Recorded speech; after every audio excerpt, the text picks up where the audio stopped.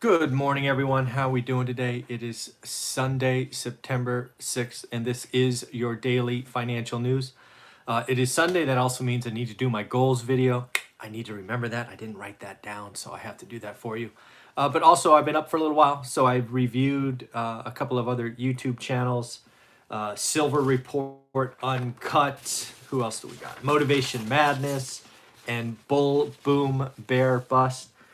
And I got to tell you, there's a lot of channels out there that really want to scare you. I watched a couple of those, and it was kind of scary. So I guess there's more clicks in fear than hope. Um, I guess there's more clicks in they're the problem versus individual ownership. That's never where I'm going to go in this. That's I don't know. That's just not the way to go. The other thing, if you haven't checked out, I did a little bit of a rant yesterday about a Black Swan event that I think is kind of tragic that I need to think about, and it has sparked a lot of comments. A lot of folks that are probably new to the channel saw that video, and it is the video I have deleted the most comments from. So first off, if you want to leave a comment on my channel that disagrees with me, go ahead. They stay. They're all there. But if you want to come in and start throwing around F-bombs and hate and just unfactual claims about they, them, some bigger BS, that will be deleted, and I will likely block you from the channel because I just don't need that negativity. If it makes you feel good to blame someone else and curse and threaten and do those things, by all means, go right ahead. I will delete you, and if you're particularly negative, I will block you. Just the way to go. So, yeah, I was actually surprised at how many people want to blame others. And it was obvious in all the comments. I could tell if you're left or right, red or green or whatever. It was always the other person's problem. Where's the personal ownership in all of this? So, anyways, the week ahead. I hope to see this long talked about skinny deal, this skinny stimulus bill, testing schools, unemployment, and PPP loans. We'll see. I think it was a mistake not to put it out sooner, right? Sooner would have been better. I think the closer we get to the election, the less likely anything gets done. So I hope it comes out, and I hope it comes out quick, early. Again, I don't think it passes, just given the other side doesn't want to win for the executive branch. But you can't have that discussion until there's something to have a discussion about, if you know what I mean. Right? If you're going to put out $500-600 billion on four things that everybody agrees on, could it really could be that bridge to the second half? I dare them to say no. I dare them. Let's see. Let's see what happens. Politicians suck. All of them suck. Left, right suck. They're just they are out for re-election. And it really bothers me the more I'm digging into all of this. People have been in politics for 40 years and they're worth 10 million bucks plus. That doesn't sit well with me. So in the end, interesting. Lots of people are picking apart the unemployment number that came out both Thursday, right? New unemployment claims, and Friday, the 8 point, whatever it was, 8.6, 8.5. Everybody wants to find bad news in everything. And as we've talked about on this channel ad nauseum, any single week is irrelevant. What we want is the trend.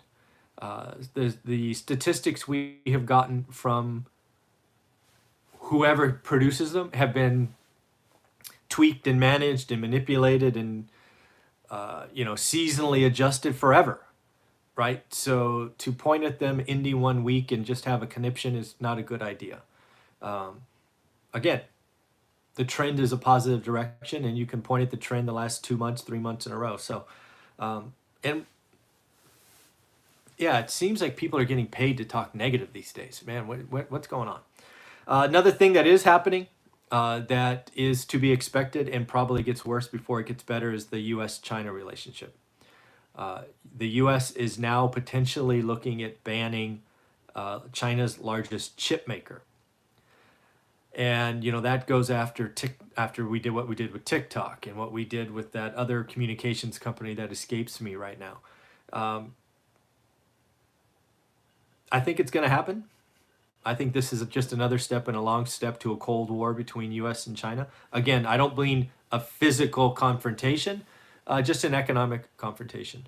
And I am looking for, when does China step up, slap back? And they will. There's no question.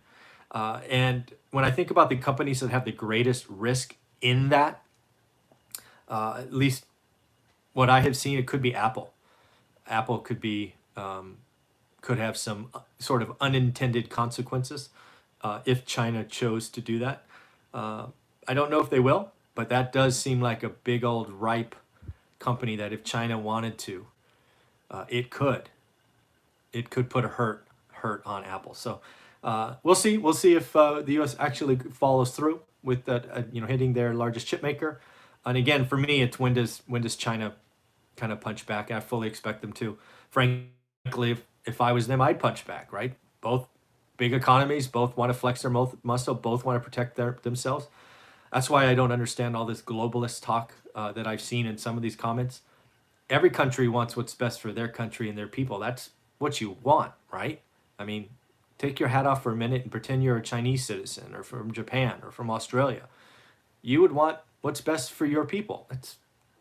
That's just what it is. So I do expect China to punch back. Next up, looks like Mulan has been debuted on Disney Plus. It'll be interesting to see where this goes. Obviously, Mulan was going to be a blockbuster earlier in this year. The health crisis got in the way. It was delayed, and then they pushed it out to Disney Plus for a premium fee. It will be really interesting to see, A, how many people signed up for Disney Plus because of it, how many people purchased it. Lots of kids at home, probably a huge winner. But most importantly for me, does Disney change content production and create digital plus only releases? Think about that, right? Maybe it has tier 1 movies that go to AMC's and whatever, the big movie theaters, and then they have tier B just for Disney Plus. Think about that for a minute, huh? That could be pretty cool. They could spin up a lot more Disney Plus series, perhaps, and then if any of them take off, take it to the big theaters. I think Disney is onto something. I think Disney Plus, the stay-at-home, what's going on, fortuitous timing, right? They would never see the growth that they saw if they didn't launch it when they did, given what happened. But I think there's another business model there. And in addition, Disney is in a little bit of trouble now, just with parks and all of that. But I think that's closer to coming back than not. So again, I think Disney very quickly could have some wind at its back. But it'll be interesting to watch that Mulan Disney Plus if Disney changes or adds another revenue stream. It will be interesting to watch. So it will be interesting. Saw a note from a analyst talking about the end of the week, right? Kind of Thursday, Friday were, I don't know, they were down days. Certainly Friday was a choppy day. Thursday was a down day, no matter how you cut it. Friday was an interesting kind of roller coaster. But I actually read a couple of things. Most of the analysts that I read about, again, I think every analyst talks their book. So every time I hear them speaking, I go, oh, I know how you're invested. You're long, right? Most of these investors were saying they were using this opportunity to nibble, meaning add to their portfolios. That's, again, talking their book, right? So I thought that was interesting. The one that I flagged the most is Bill Ackman. Now, if you don't know Bill Ackman, I think I did a video right at the beginning of this crisis where he was on CNBC talking about Hilton going to zero. He was kind of the first voice to talk about how bad this could be, right? This was before New York took off with their infection rates and locked New York down. And he was talking about his poor dad, and dad was sick, and he hasn't left his home, and this, that, and the other thing. I'm on the board of directors of this and that, and I think Hilton could go to zero. Lo and behold, that son of a bad word, had put contracts on the market, and within 48 or 72 hours, he recognized $1 billion in profits. And then he flips it and he buys everybody at the bottom. So the fact that Bill Ackman comes out and says, this is not the end of the world, this is a buying opportunity, what I want to tell him is, F you. I hope you lose a lot of money. You made $1 billion scaring people. And I still think the SEC should investigate you for that transaction and talking your book. Turning $30 million into $1 billion because you, that still bothers me if you can't tell. When people go on TV, scare mom and pop investors, and then they profit $1 billion, that's 10 figures, right? Is that 10, 7, 8, 9, 10 figures? Man, that's just really disturbing. Next up, if you're in big tech, right? I'm in the Silicon Valley. DOJ, antitrust is going to be something of a concern going forward. DOJ on record saying they could file antitrust against Alphabet/Google in the coming weeks. We, of course, have Apple and Epic Games battling out over Apple Store.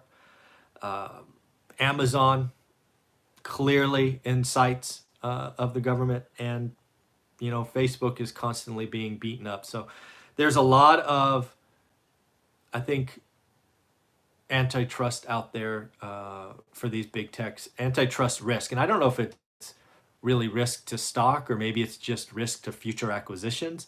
For example, I don't think those four could get a decent acquisition done today in today's environment. So maybe it's just slower growth. Maybe it's higher taxes. I'm not by any means claiming to be a legal scholar of any site, but it is clear that the Department of Justice is going to come a-knocking eventually, pretty much like they did Microsoft years gone by. And then lastly, I guess I just want to make my thoughts on 2020 and 2021 clear. I do think 2020, the remainder of the year, it's only 4 months, is going to be choppy. I see a lot of stress kind of early November for obvious reasons.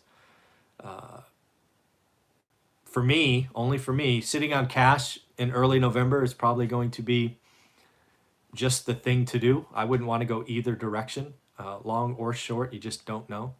But I think 2021 is going to be a really good year, regardless of who wins. I think we will be through the chasm. We would have hopefully completed the bridge to the other side. We will be bringing manufacturing home. We will have an infrastructure bill. We will have low rates. The consumer will increasingly feel better and better and better and better. So take personal responsibility. Understand what you can do to make your life, your finances better. And we can all get through this. Again, stop blaming others. Stop pointing at them. Look at yourself. And again, 2020 is almost over. You know what? That feels really good to say. 2020 is almost over. Almost here. All right, everybody, take care. I will do some YouTube reviews of other channels. I do have a couple of interviews today, so we'll see if we get those done. Sometimes people flake on me on Sunday, so we'll see what happens. All right, everybody, take care of yourself. Bye.